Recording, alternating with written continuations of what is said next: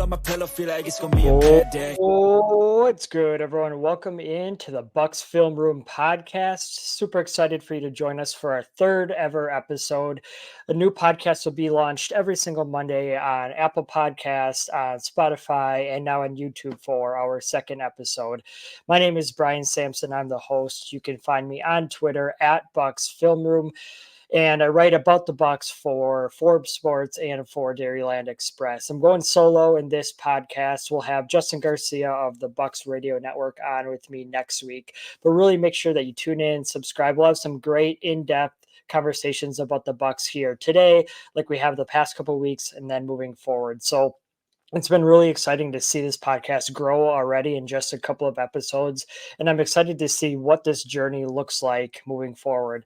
As always, today we'll dive into what the Bucks did this past week, take a look at some of their defensive stuff that's really captured a lot of the attention. Adrian Griffin is already under the microscope and is already feeling that heat that Mike Budenholzer felt toward the end of his tenure. So that's really interesting. We'll dive into that and exactly what's going on with the Bucks defense. Talk about Giannis as an on-ball defender and as a star defender, see what that has looked like so far this year. And then we'll dive more into the in-season tournament with the NBA launching that and the Bucks playing their first in-season tournament game last Friday against the Knicks. So without further ado, let's just dive right in. So Milwaukee, their rim defense has really garnered a lot of attention.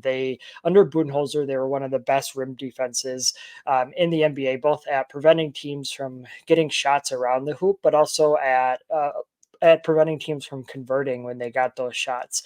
It's been a roller coaster of a ride for Milwaukee under Griffin, not just in this category, but as a whole, as a team. So last week, they started off the week beating the Miami Heat on Monday, lost to the Toronto Raptors in an embarrassing fashion on Wednesday. They really just got ran out of the gym. That was not a good look for them at all. And then they rebounded on Friday like they have this season, and they beat the New York Knicks. So they're 3-2 heading into this year. All three of their wins have come against playoff teams from last season, and the 76ers, the Miami Heat, and now the New York Knicks, and their two losses have come against the Hawks and the Raptors. So we've really seen the best of one world and the worst of the other. So it's really been that roller coaster, and their defense is garnering a lot of attention. Milwaukee has been really, really good at keeping teams away from the rim, but when teams have got there, it's been dunk after dunk after dunk, and maybe a layup sprinkled in here and there, but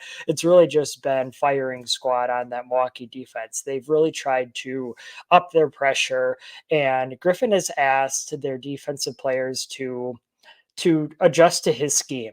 And I think that's been a little bit where he's been at fault. Is he had this vision coming in that they employed in Toronto, where it was just switch almost everything, high ball pressure, but he also had a lot better athletes on that Raptors team, and so they were able to do that a lot better.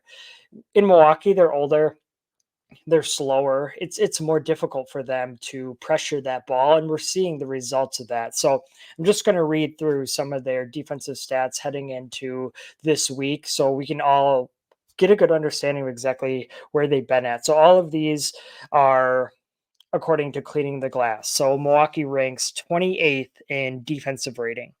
They rank 27th in point differential. They rank 26th in opponent effective field goal percentage, 29th in opponent rim field goal percentage, 21st in opponent three-point field goal percentage, 28th in half-court defensive rating, and 28th in transition defensive rating. Are those red flags or are those just flukes? Only time will tell. We're only about 8% into the season, 6-7% into the season after 5 games. And so it could just be small sample size theater, or it could be red flags of what's to come for the Bucks. That'll really be interesting to watch as they move forward. Is how will they adjust? We've already seen Griffin doing some of that adjusting, which we'll talk about in a second. But right now, I think the biggest issue is, so if you are thinking about their rim defense, you have to move your thought process out onto the perimeter to get a good idea and understanding of what's going on with the defense, because it's been their point of attack defense that has been leaky. Last year, they had Drew Holiday out there. They had had Wes Matthews a little bit, Javon Carter. They had some good defenders on the perimeter. That hasn't been the case so much this year.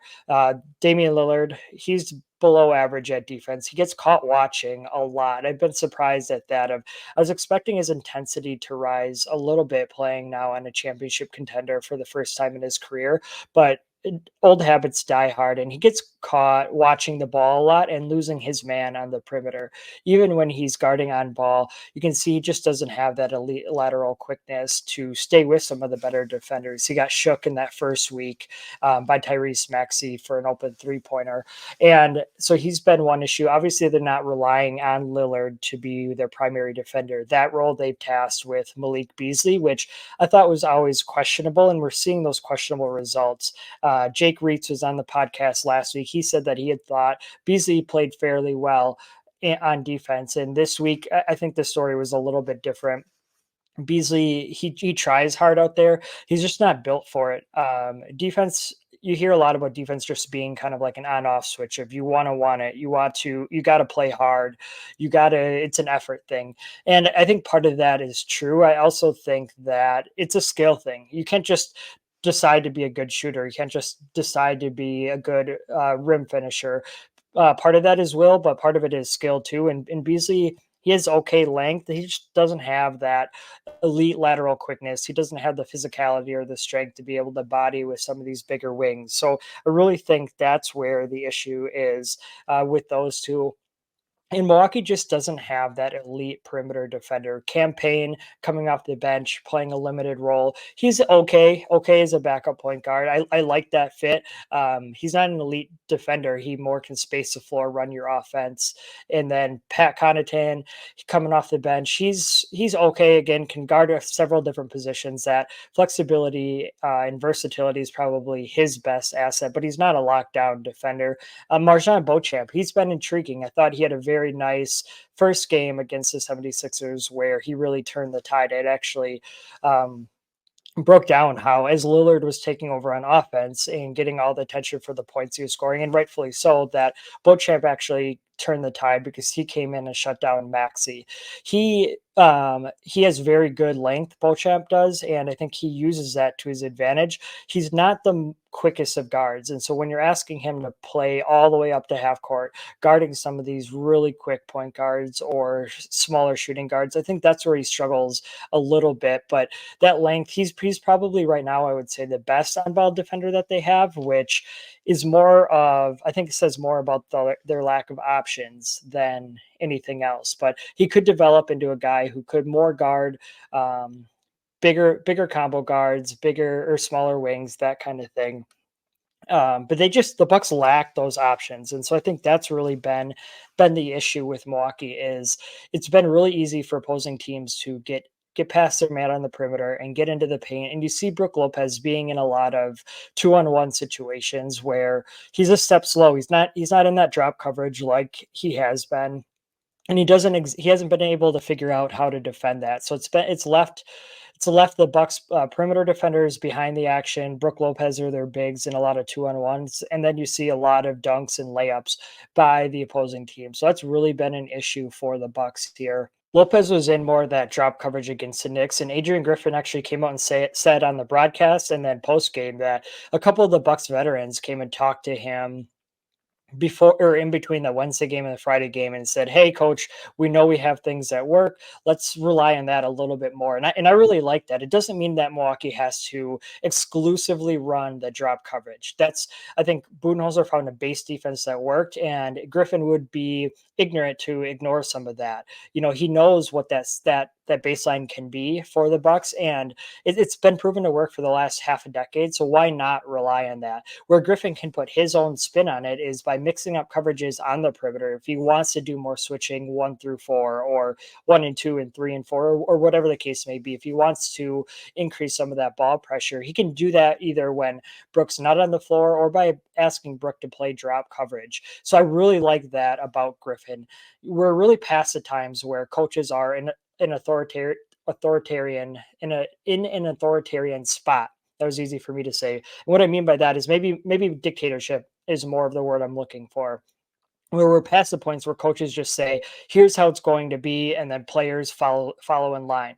And so I really think that is great to see from Griffin, that he was able to work with his players. And he even admitted in the post game comments that sometimes players are going to be wrong, but he'd be unwise to not listen to them in this situation. So I really like that. They had their best defensive game by far against the Knicks on Friday, even though Jalen Brunson went off. Brunson's really the type of player that can hurt Milwaukee with that drop coverage, because he can hit those floaters. He can use his body. He's a smaller point guard by height wise, but what he lacks in height, he makes up for in muscle and physicality. And you saw a lot of that. And the Bucks just don't have that type of guard who can stick with him. Drew Holiday was a great matchup for him. He could match that physicality and even exceed it as well, where the Bucks didn't have that. But still, even though Brunson went off for 40 some points, Milwaukee's defense held their own, had their best defensive rating by far on this season, kept the Knicks away from the rim, prevented easy buckets for the most part. So that was really encouraging to see that partnership. I think it's going to take more of that moving forward, of how can Griffin implement his vision with some of that aggressiveness, with some of that ball pressure, with some of that switching, and rely on what has worked for the Bucks, because Brook Lopez just is not a guy that you're going to want to put up near the point of attack. The closer to the 3-point line he is, the better it is for the defense, and the worse it is for the Bucks. I should say the better it is for their opponents, and the worse it is for their Bucks. So that's really going to be something to watch here moving forward. Milwaukee has 4 games next week, which we'll touch on. So we'll see how that really plays out, and how Brook Lopez is able to, if he's able to stay in that drop, or if they try to mix up some coverages here and there.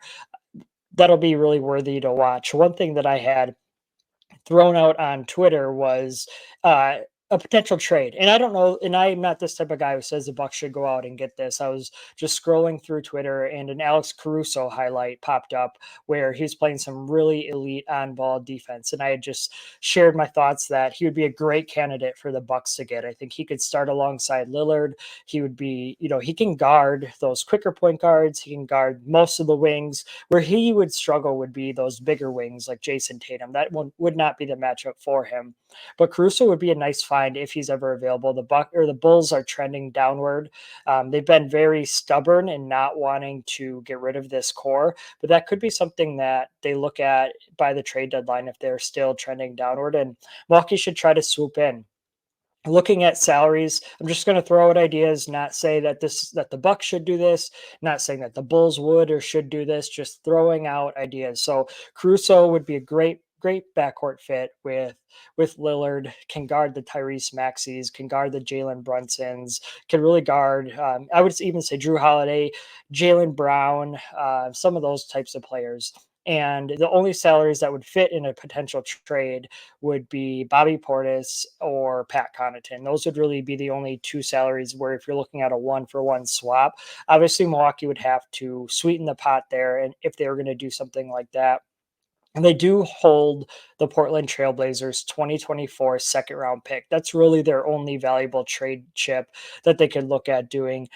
Portland started the season 3-3, but that pick is supposed to be really bottom of the barrel, so low 30s, hopefully as close to 31 as possible. But that would be the most valuable trade chip that the Bucks have in looking at a deal.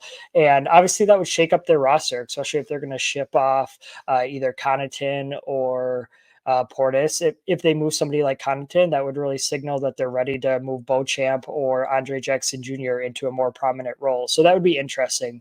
Connaughton never would have been on the trade block under Budenholzer. He was a Budenholzer guy through and through, but a new coach, new expectations, you never know. So again, I'm not advocating for a trade either way. Just thought that was a very interesting piece that just happened to fall into my timeline that I wanted to throw out there. Sticking with defense a little bit longer, I think we talked a good amount about offense last week, so I want to continue to talk about the defense this week. So Giannis is really caught my eye, and I'm excited to see what Griffin and the Bucks do with him moving forward. This is really going to be something worth watching. Again, under Budenholzer, I hate to continue to bring this comparison, but I think it's just important historical context. Everyone's aware of it, but just so that way we're all on the same playing field here moving forward. Under Budenholzer, Giannis played a lot off ball, really as a roamer, as an extra rim deterrent behind Brook Lopez. So that was really a role that he played the past 5 years. Sometimes he'd take on the toughest matchups. Most of the times he was on like the PJ Tuckers of the world, where he could roam, not too worried about if they shot a three. Sometimes he'd get brought into on ball situations, but this year he's being asked to play more on ball, and we've already seen it through the first 2 weeks of this season. It's been really exciting to see. He has a lot of potential. He has some things to tone down there as well, which we'll get into. He's still guarding the PJ Tuckers. In that first game against 76ers, he spent most of his time on PJ Tucker, helping off him in the corner or the dunker spot, different things like that. But he also took a short turn on Embiid as well, which he never would have done in years past. Embiid got hot there in the third quarter with Brook Lopez guarding him. So Giannis took a turn on him. I think one of the first possessions that Giannis was on him, he stole the ball, took it the other way for a dunk. A couple possessions later, though, Embiid drew a foul, and that's really, I think, where the issue is going to be. Is Giannis got too overzealous? He got too active. He really went full Thanasis on Embiid, where he was way too aggressive, trying to get the ball, trying to fight for a position, and it really got out of control in that way. And I think that's going to be the biggest thing that I'll watch with Giannis is he tends to get really engaged in some of these defensive possessions, and it's to a fault or to a detriment where he uses up too much energy, is too tired then to continue that defensive effort possession after possession or help out with offense. So that'll really be worth watching. And then, of course, the fouls is with that effort, he's really getting handsy with guys. He's reaching for the ball. He's getting too physical, and it's too easy for the refs to call a foul. So that will really be worth watching is how will he handle that moving forward. He did a really nice job this week. On Monday, he defended Jimmy Butler for 22 possessions, according to NBA.com. So those that shouldn't be taken for gospel. Those NBA matchup stats can be inaccurate, but it just gives us an idea. So on 22 partial possessions, and Jimmy Butler didn't take a shot, wasn't even looking at the rim, wasn't even interested in attacking. Giannis, we saw Giannis shut him down in the playoffs a couple years ago when Butler was dominating last year. It was with Drew Holiday. Milwaukee didn't make that switch. Of course, Giannis was struggling with injuries, missed a couple of games, but that's really will be worth watching. I can remember one possession against the Heat where Butler had a fast break and Giannis was running with him, and Butler didn't even look at the hoop. He just dribbled down the right side of the line, right baseline, went under the hoop, came back out. He did find a teammate for an open three, but he never even glanced at the hoop with Giannis on him. Giannis did a good job being physical with Butler to start that game. And that's something you could tell that he just wanted to set the tone right away of, hey, you're not going to do to us what you did last year. And the strategy worked. They really shut down Butler using that physicality. Even when Giannis wasn't on him, Butler couldn't get it going. He had a couple of shots. I mean, he's a great player, created some plays for his team, but really they did a great job of limiting his effectiveness. We saw it again then on Friday night. Giannis guarded Julius Randle, held him to 2 for 11 shooting on 47 possessions. Again, take that with a grain of salt, according to NBA's matchup stats, but that was really worth watching. That's a good matchup for Giannis, a tough one for Randle. Everything that Randle does well, Giannis does better. Giannis did a great job of really baiting Julius Randle into taking some of those threes. So when Randle caught the ball on the 3-point line, Giannis wasn't right there in his face. He stayed back a little bit, about an arm's length, and then when Randle tried to rise up for those threes, Giannis was right there to contest with his length. So that was really interesting to see how that played out. Randle, when he tried to drive, Giannis was trying to funnel him to his right side. Of course, one thing that was huge in that game, I can't give Giannis all the props because Brook Lopez had at least 2, maybe 3 blocks on Randle. So Giannis funneled him into the paint or into the right spot on the court. Brook Lopez came out of seemingly nowhere and made that block. So that was really huge and cool to see that partnership again going down to that drop defense because Brook Lopez was by the rim. So he was able to really be there and be in the right spot at the right time. So that was really fun to see. We'll see how the Bucks continue to use Giannis moving forward. It's going to be a tough balance, and a lot of it will depend, I think, on Chris Middleton. If Chris Middleton can get back to full strength, and then then they can use Giannis more in those defensive situations where if Middleton can run the offense, and he's looked good. He's had limited minutes to begin the season, but he's looked good out there. He's looked spry. He's been able to create offense for himself and more importantly for his teammates. So if Middleton and Lillard can take more of that, then they can use Giannis in those specific matchups. Conditioning will be worth watching. And I think that's where it comes back to again. You need to know how to play hard at defense and conserve energy at the same time. It's a delicate balance of you can't go all out. And a lot of times you see guys who are new to the NBA or new to high leverage situations really go too hard and then they use up all their energy on one or two possessions. Obviously, Giannis isn't new to this situation, but he needs to find that balance. That'll be interesting to see. I'm just thinking about potential playoff matchups. Obviously, Philadelphia, we know how that would go. 76 or the Celtics would be an interesting one to watch of just because of their size and length. Would the Bucks use Giannis on Jason Tatum? Would they put him in that matchup to see if they can limit Tatum's effectiveness? He added a lot of good weight, good muscle this season, so that'll be interesting. But Tatum's quicker than Giannis, can take advantage of that. So that'll be a matchup whenever they play. I don't know when they play next, if they already use Giannis on Tatum in the regular season or how that works moving forward. So definitely just something that's worth watching. I think one of the issues with Giannis is his screen navigation. Sometimes he dies on screens. It's hard and he's talked about this, I think, to Eric Name of The Athletic and in the media before, of it's hard for a big guy like him to get skinny and to slide over those screens and to stay with his man. We saw him die on a couple of screens this week already. So that'll be something worth monitoring is if he's guarding Tatum or Butler in the future or whoever, will they try to involve more screening action to get Giannis to either switch or to make it tougher for Giannis to fight through those and hope that he dies on some of those screens. The Bucks played their first in-season tournament game on Friday when they beat the Knicks in that nail biter, and it'll be interesting to see how teams continue to show up for these games moving forward. The NBA, so the in-season tournament, we'll talk about that in a second, but the NBA has done everything in their power to incentivize teams to play hard in these in-season tournament games and to make this new NBA Cup actually matter. And they put in a lot of different policies like the resting policy, national TV games, all this stuff. They drummed up new courts for every team. They're trying to drum up the excitement with the fans. And we'll see if it works. It seems to be working for the players.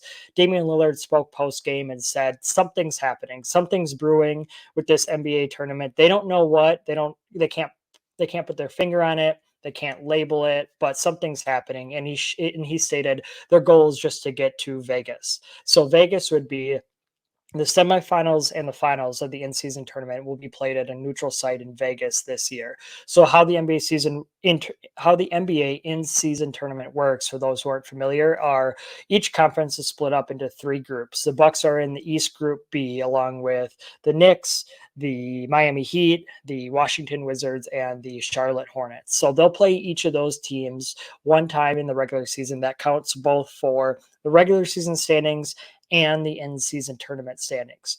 And after that group play, whoever has the best record from the group will then advance to the knockout round. So that'll be 6 teams plus 2 additional teams. One will be a wild card from each conference. So that would be the team from each conference with the best record in group play and the best overall record. So that's how those 8 teams will then advance to the knockout round. So these in-season tournament games will be played every Tuesday and Friday throughout the month of November. And then the knockout round will be December 4th and 5th. And whoever is the higher seed in the knockout round will host a game that will count toward regular season standings and one of their home games. So then the winner of each of those knockout rounds will then go to the semifinal game on December 7th, and that will be in Las Vegas. Again, that game will count toward regular season standings. Winner of each of those semifinal games will move on to the finals or championship on December 9th, again in Las Vegas. That game will not count for the regular season standings. So for those 2 teams that make it to the championship round, that they'll actually end up playing 83 games in the regular season this year.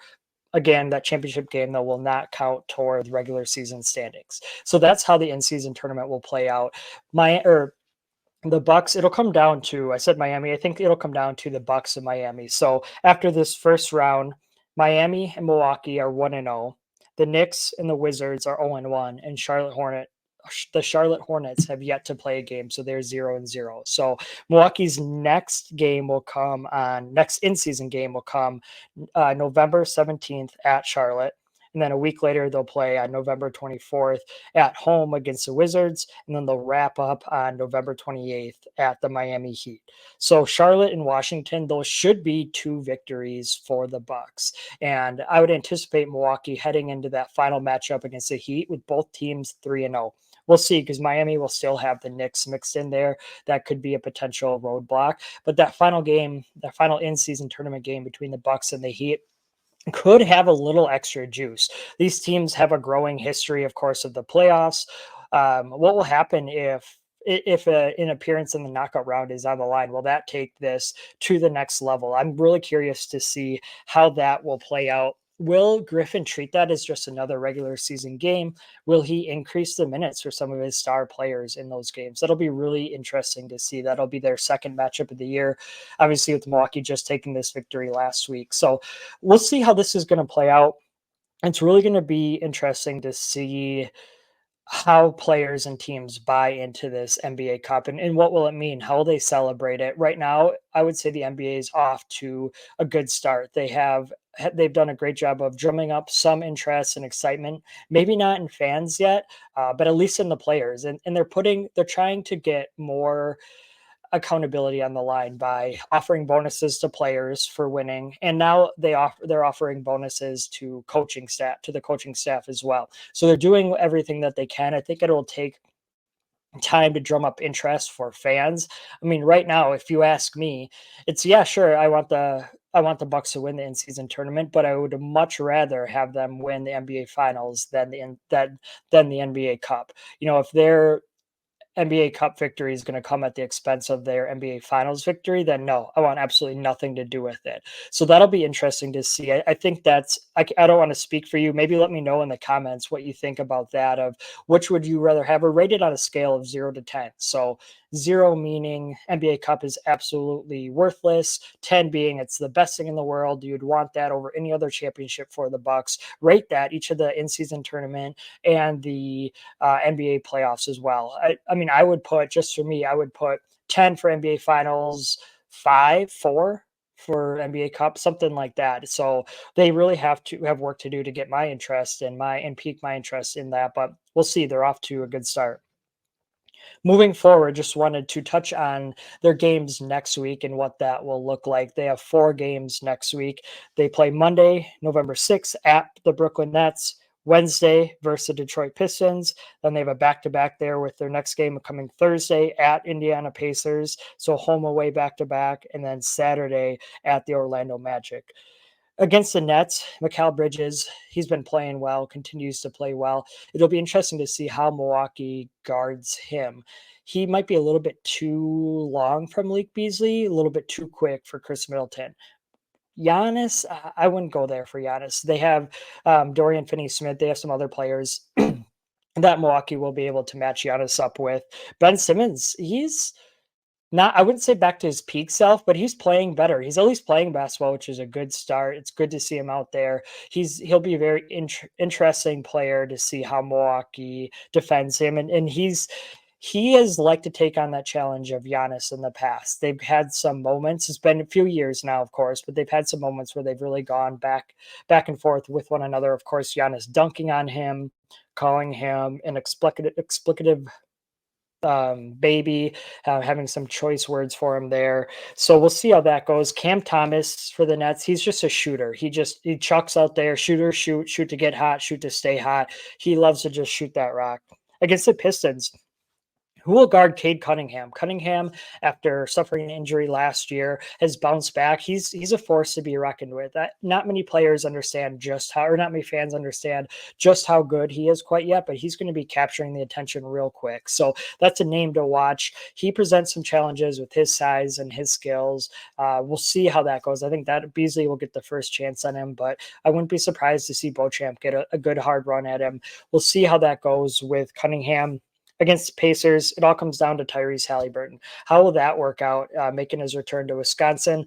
Last year, I'm trying to think if he even played in a game in Wisconsin last year. I know he was injured for at least one of those games in Milwaukee, maybe both of them. Somebody will have to fact check me on that, but he's another rising star. Just got paid this offseason. He's somebody that can carry the offense and can really take down the Bucks. So those two, that'll be interesting. Back-to-back nights against Cade Cunningham and Tyrese Halliburton. How will that play out? And then Saturday at Orlando Magic. Magic are a fun young team. They're really putting things together this year. They really have, I think, started to figure out. They have a number of ways that they can hurt you. With Franz Wagner, we'll talk about his on-game court. Really good player. He's a really tough matchup, I think, for the Bucks. Of course, him and his brother have had some issues with Giannis in the past. We'll see. They like to get under your skin. Of course, they're coming in with this underdog mentality. They want to be the hunter, and they're going to try to do what they can to irritate the Bucks. Will Giannis fall for that again? We'll find out. And then Banchero, he had a slow start to the year, but he's really a really good player to watch. That right there is the for sure Giannis matchup. And that'll be a great test for both players.